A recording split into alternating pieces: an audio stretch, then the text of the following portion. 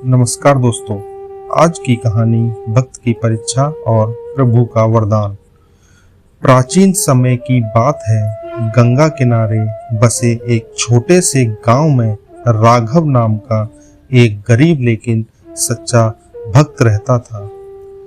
वह जीवन यापन के लिए लकड़ियां बेचता और सुबह शाम भगवान का नाम जपता। राघव का विश्वास था, प्रभु भले ही देर करें लेकिन भक्त की पुकार कभी अनसुनी नहीं होती। गांव वाले अक्सर उसका मजाक उड़ाते, अरे राघव, तेरा भगवान कहाँ है? तुझे तो रोटी भी मुश्किल से नसीब होती है। राघव मुस्कुराकर कहता, जब समय आएगा वही भगवान मुझे संभालेंगे। एक दिन गांव में भीषण अकाल पड़ गया।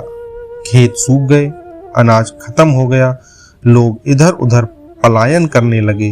राघव के पास भी ना खाने को अनाज था, ना बेचने को लकड़ी। उसकी पत्नी और बच्चे भूख से तड़पने लगे। पत्नी ने रोते हुए कहा, अब अपने भगवान से कहो हमें भोजन दें। राघव ने आंखें बंद कर हाथ जोड़ लिए और मन ही मन प्रार्थना की, हे प्रभु, मैं तो बस आपका सेवक हूँ। यदि मेरी भक्ति सच्ची है तो कृपा कर मेरे परिवार की रक्षा कीजिए। अगली सुबह जब राघव लकड़ी काटने जंगल की ओर गया तो रास्ते में एक बुजुर्ग संत मिले।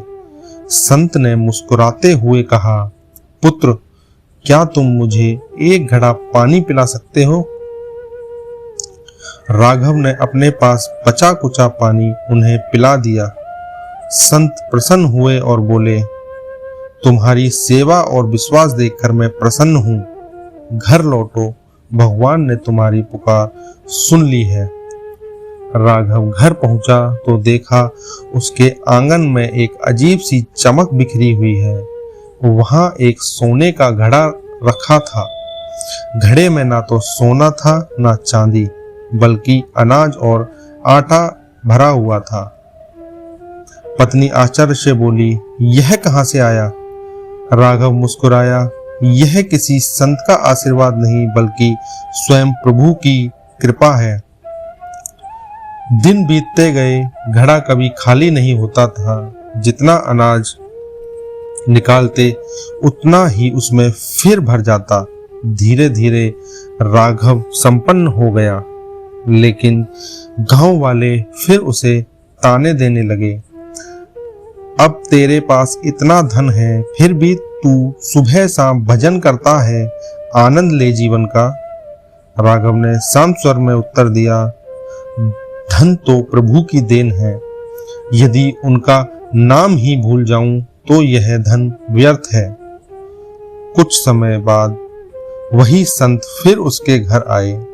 उन्होंने कहा, पुत्र, यह घड़ा मैं ही लाया था, लेकिन याद रखना, यह अनाज नहीं बल्कि तुम्हारी भक्ति का प्रतिफल है।